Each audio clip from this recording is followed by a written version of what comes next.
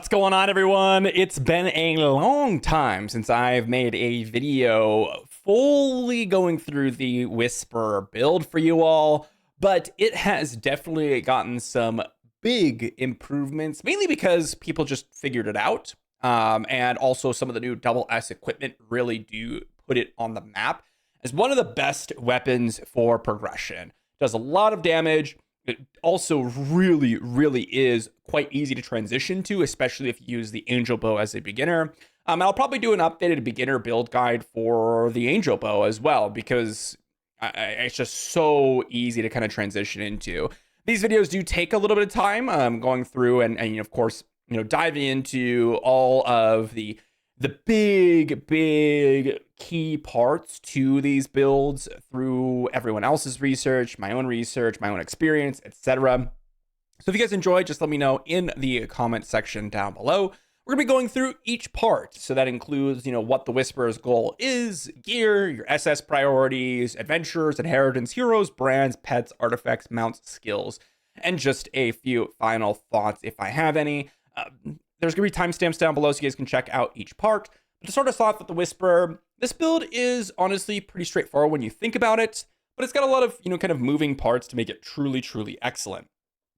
The Whisperer is pretty, in terms of all things considered, just a very powerful DPS weapon. That's what its focus is. You get the basic stat being weapon crit rate, so you really do get a huge boost of normal attack crit rate. And then with the epic effect with the Whisperer, you're going to be getting dagger throws. Now, the actual showcase of what the stats here are, this is actually of the Gale Elris, the double S variant, which is something that, is a little bit of a bait with the Whisperer, which we'll get to in the SS priority section.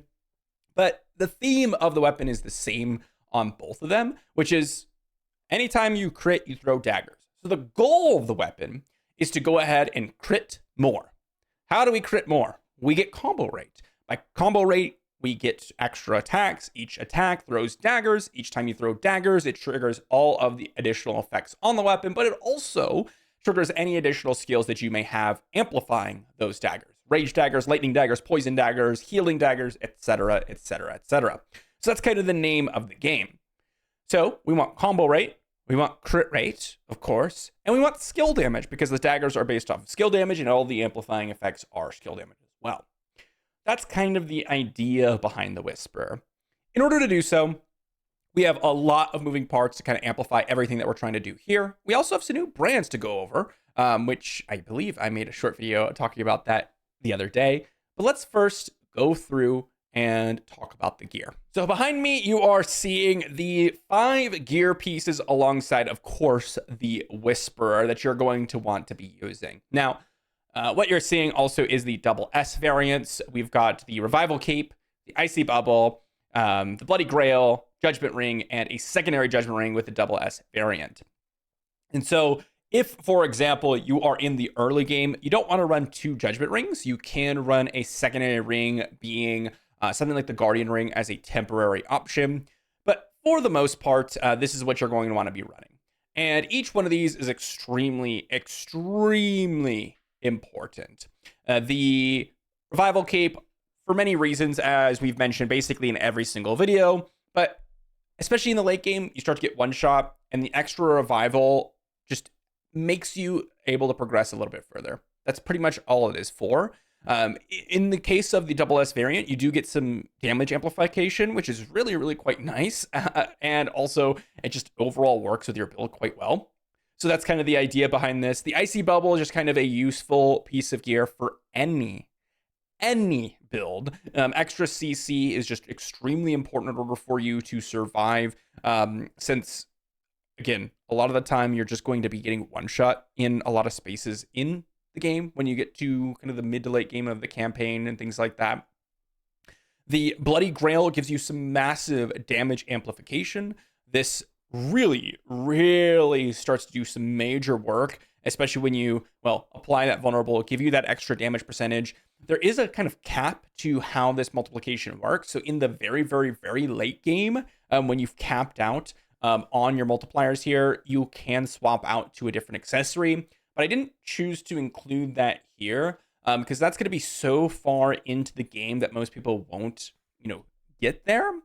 However, if you are someone that's interested in kind of knowing, okay, hey, well, maybe I will be in that spot of the game, you can go ahead and swap that over to the Justice emblem as a different accessory. It's going to be a really, really nice one to just give you that extra value in your build. But in the early to mid to the late game, not including like the end game, the Bloody Grail, or the Crimson Chalice specifically, is a huge damage amper, which is why we written it in the build.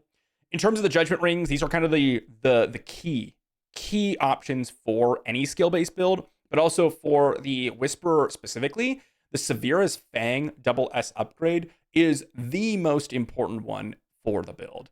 This really is what allows the build to function. And before we had this double S variant ring in the game, the Gale Elris was considered kind of mediocre to like decent. At least the double S upgrade, that is. The Whisper was still good, but the double S upgrade didn't really function because you didn't have enough rage generation, and it wasn't just working out quite well.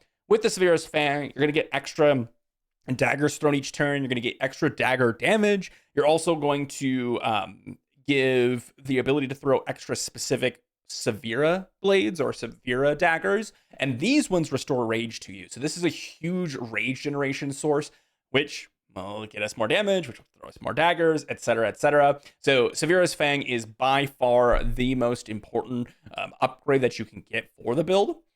And then the Ring of Judgment is just a solid one for any crit or skill-based damage. It gives you extra skill critical rate, and then will help you just give you a bunch of extra skill crit damage and overall damage on any skill-based build. It's just kind of a classic. That's why you see it in like Sky Splitter. It's why you see it in like Nashir Scepter builds. It's why you see it in the Whisper builds. These are the 5 pieces of gear that you're going to want to go for. And I mentioned a little bit about how Severa's Fang is incredibly important. So I want to dive into the double S prioritization for each of these pieces of gears. Now, talking about the double S prioritization, you'll notice there's only 5 pieces of gear on here, and that's because we are using the Icy Bubble.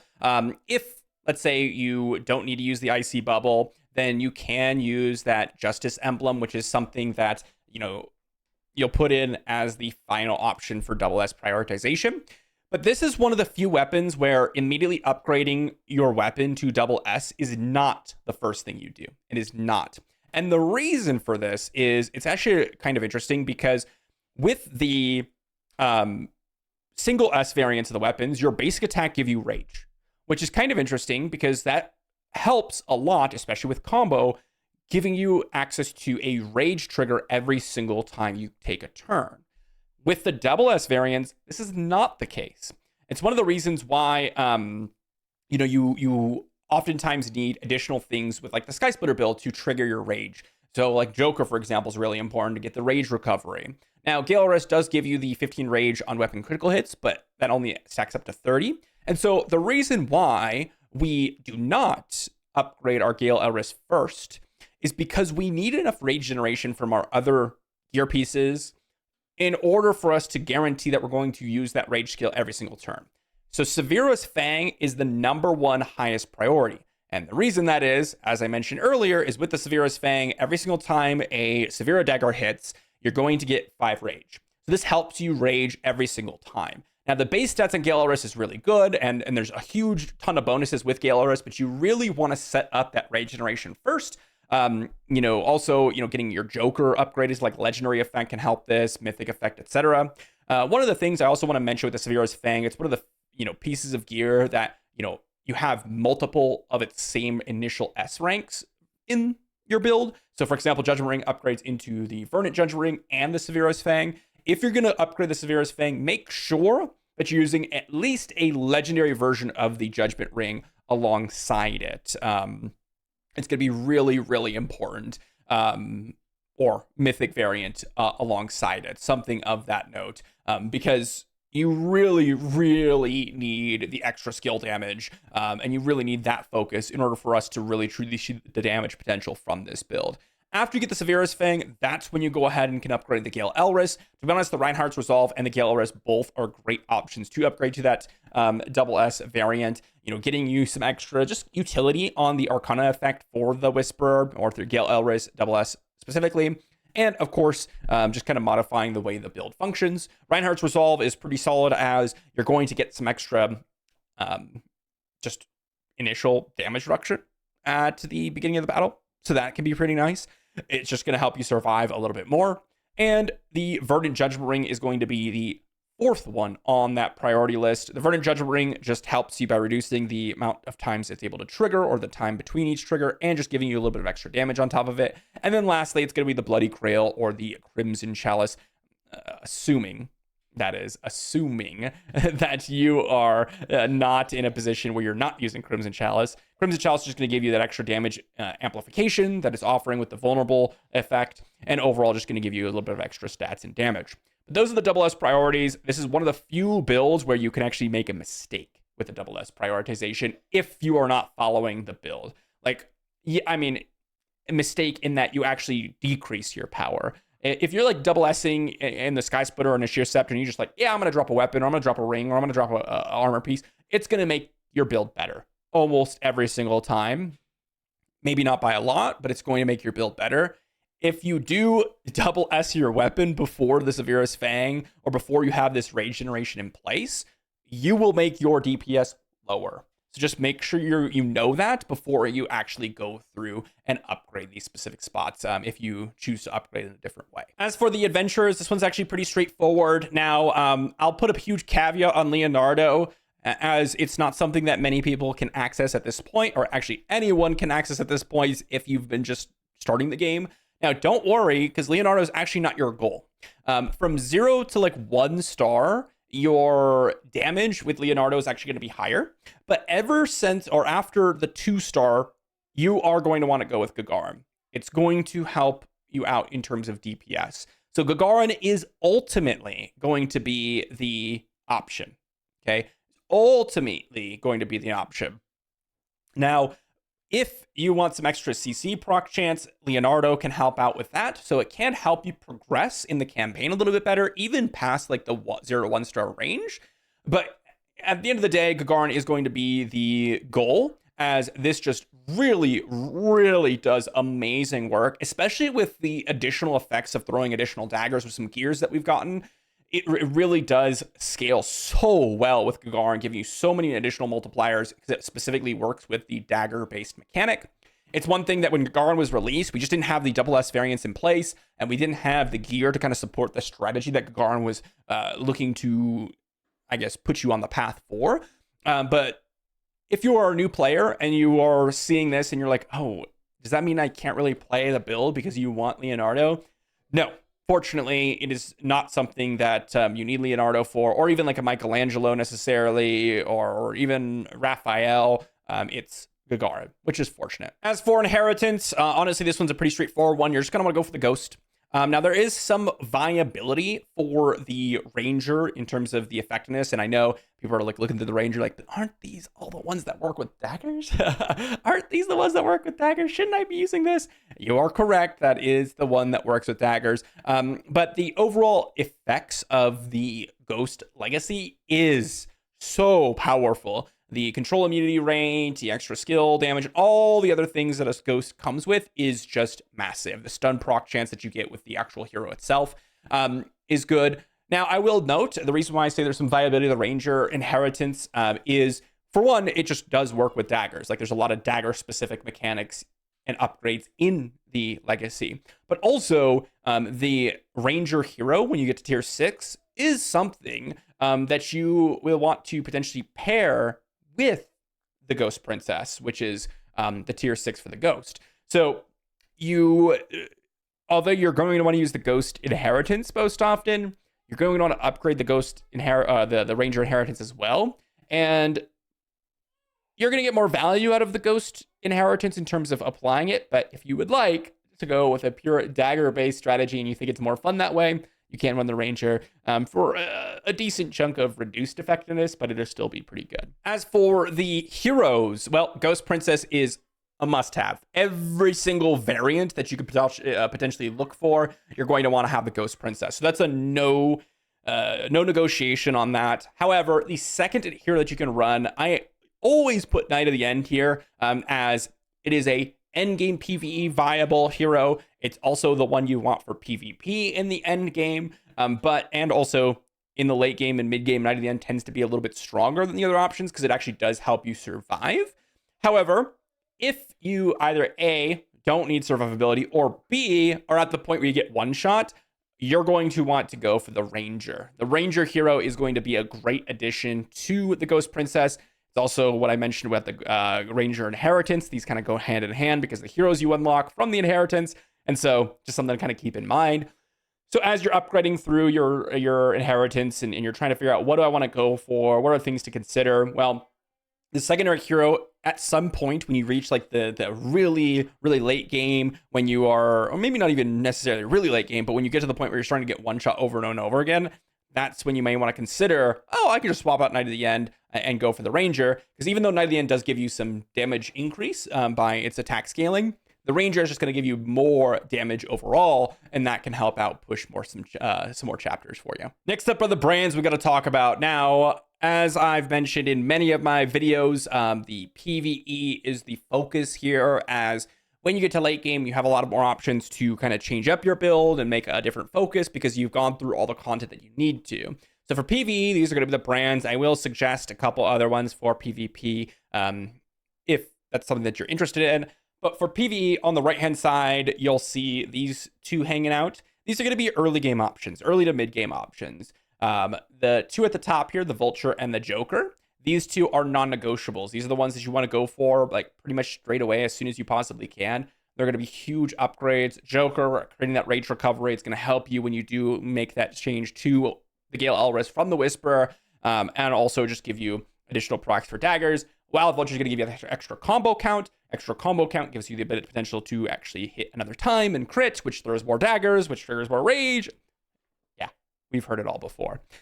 The reason why these two are off into the side is because the Rogue is basically just a straight downgrade from Cleopatra. Nimble Murloc is only temporary until you get to that 100% combo chance. So generally the build, the way this will look, is you're going to be running Vulture, Joker, Murloc, and Cleo.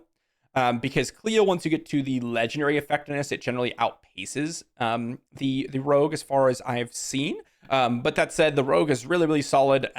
If you do get it to Mythic, which you can because it's actually pretty straightforward, that's not a bad one to run. You could also just keep it at like Epic level or Legendary level and then just inch your way towards that Cleopatra band. So you could run Vulture, Joker, Rogue, Murloc, transition from Rogue to Cleopatra, focus on upgrading Cleopatra to Mythic or potentially even just keep it at Legendary. And then White Robe Wizard is actually something that's a little bit more valuable in Whisperer compared to some other ones, even though a lot of other builds at Mythic level, the White Robe Wizard becomes like the best option. The thing with White Robe Wizard is that it helps you with crit damage. And because you have 50% extra crit rate at the beginning, just because you're playing Whisperer or Gale Elris, the White Robe Wizard suddenly becomes way more valuable even in the mid game when you haven't necessarily reached the critical damage cap because you're critting so much more often. The Cleopatra is like basically the new Flame Dagger, amplifier, similar to the Rogue, like I mentioned, but she's going to really, really help you out with your damage, giving you extra damage coefficient, extra final dagger damage that stacks up, and then of course you're going to be able to get that Flame Dagger on the Epic level. At Legendary level, you're going to have a chance for all daggers to throw that Flame Wave and give you extra dagger damage. That's going to be incredible. So lots of viable options. Of course, the Cleopatra is the newest addition really to this build. That's just straight up replaced Rogue, and that amped up the damage immensely. As for the pets, there's really two here that are basically applicable for every single build, and that is Elsa and Freya. Elsa just does some major work in terms of taming some of the enemy units, as it's just going to have a potential chance to give you that nice little freeze and also reduce their attack and also increase your own damage. So that's really, really nice. And that stacks. So if you do get deep and deeper and deeper into a round, that could just add up a ton. The second one, Freya, which is basically applicable to every single build, is just going to give you extra skill critical rate and skill damage, which also stacks. This is really amazing because skill critical rate is pretty tough to come by. And then, of course, skill damage just works with all the daggers that you're throwing and all the other things that are proccing off your daggers. The third pet, I have Slime King, because that's the one you're going to be using for a majority of your time in the game, unless you're really, really late in the game. But Slime King just gives you that little bit of extra stacking combo rate, and that can stack up, which is really, really nice, up to 3 times. So you can get quite a bit, especially if you start to level up the Slime King. That can really, really help you fill in the gaps until you do reach that close to 100% off the bat.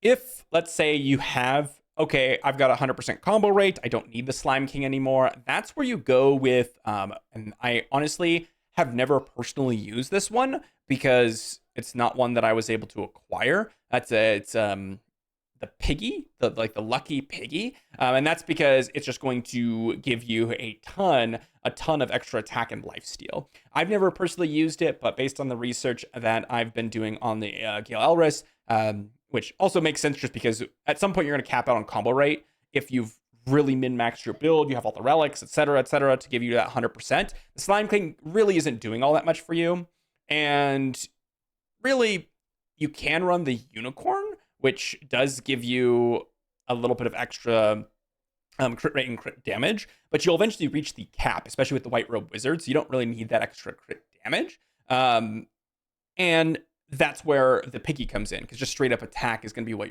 is really something that you're looking for. So swap out the Slime King for the piggy at some point in the late game when you've maxed out your 100% combo rate. But Freya and Elsa, they're not going anywhere. These two are absolute queens. In terms of artifacts, there is really one that is generally going to be the prioritization for this build, and that is the Pengu Axe. This, anytime a skill triggers cumulatively at a certain point, you're going to release a huge skill damage hit. And that's just going to proc regularly and consistently with all the daggers that you're throwing out. The Pengu Axe is incredible for this reason. In terms of, if you have a specific setup, so if you have Cleopatra, and you're just able to stack up Cleopatra's flame daggers, so like a mythic Cleopatra, for example, and if you happen to have like some specific burn related skills, you can use the Xingtian Axe, which does work with that setup, since anytime you've released Flame Wave 5 times, you're going to trigger this, and that burns them. So you need to have that Flame Wave proc chance. So that's either Mythic Rogue or it's going to be Mythic Cleopatra. Otherwise, you're going to stick with the Pengu Axe. And generally, this is going to be more powerful unless you specifically have Mythic Cleopatra plus some burn skill amplifiers. In terms of deploying out some options for your deploy set for the artifacts, well, you're going to want to look towards really the Jianjing, the Jianjing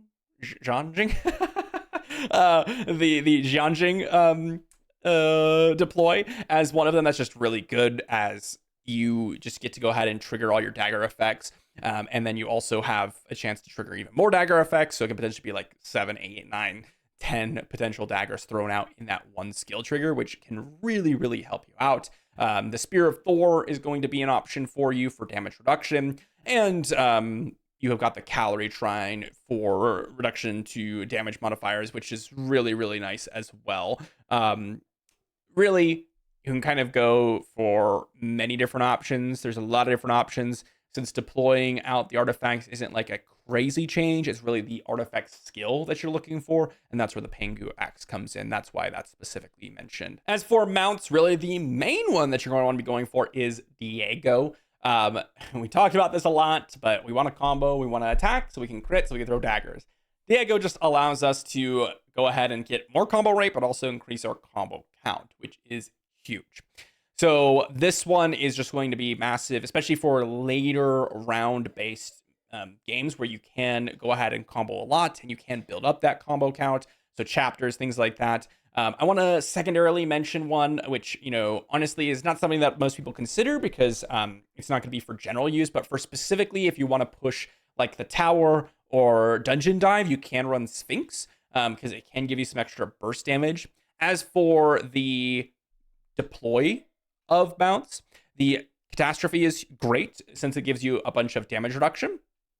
For your second slot, the Sphinx, which I should have dropped it on here. I should have dropped it on here. Is a second option since it can really do a nice job as to revive your other mounts. And then Toffee is the third slot generally since it gives you a bunch of like minor good effects. However, it's random.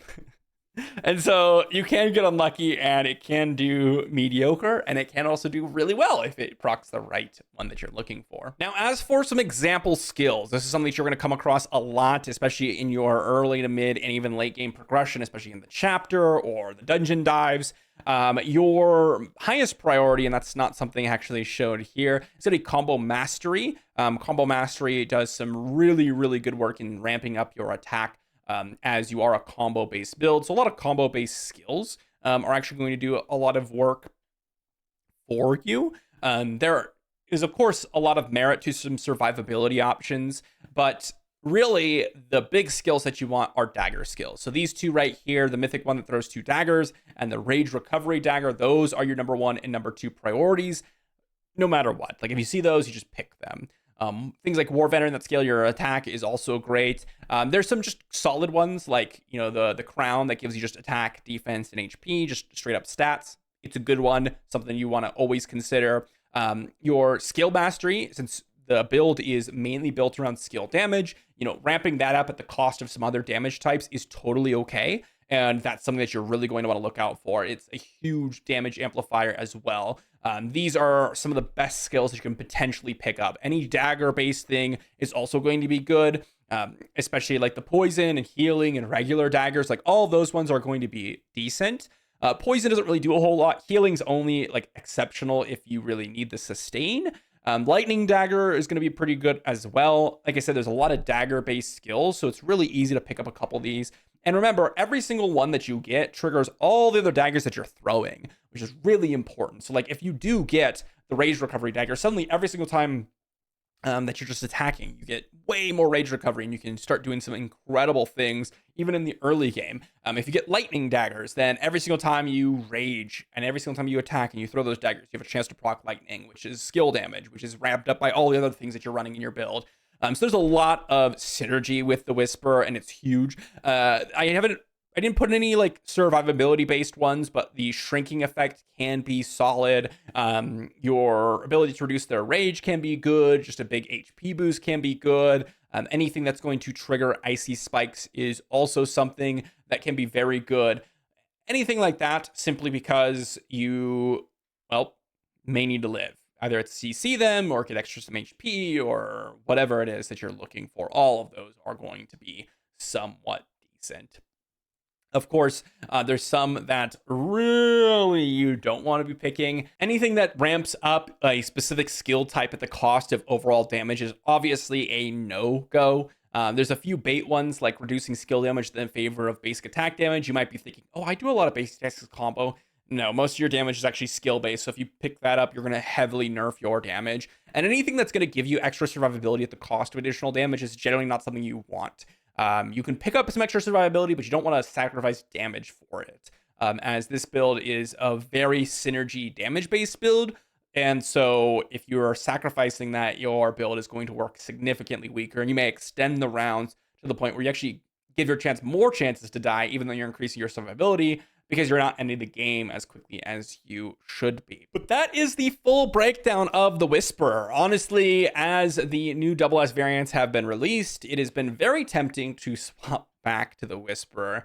And I know it shouldn't be done, but there's just something exciting about playing around with new weapons. And even though it is very difficult to swap between everything, it is extremely fun.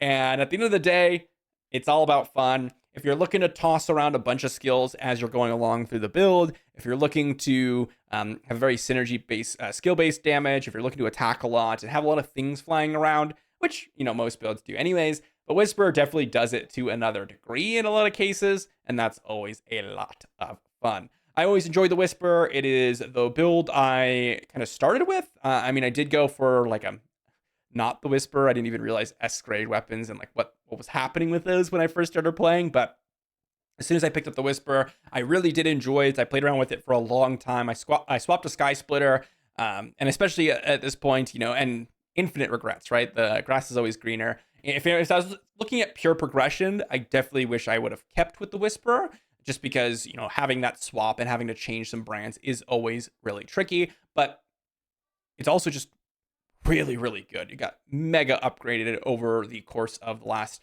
you know, few months as double S grade gear got released that really matched what Whisperer wants to do.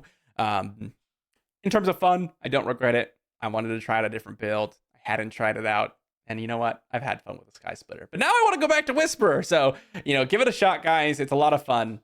Let me know what you think in the comment section down below. If you have any modifications or additions that you would add, let me know as well. Thanks for watching, and I'll see you all for the next one.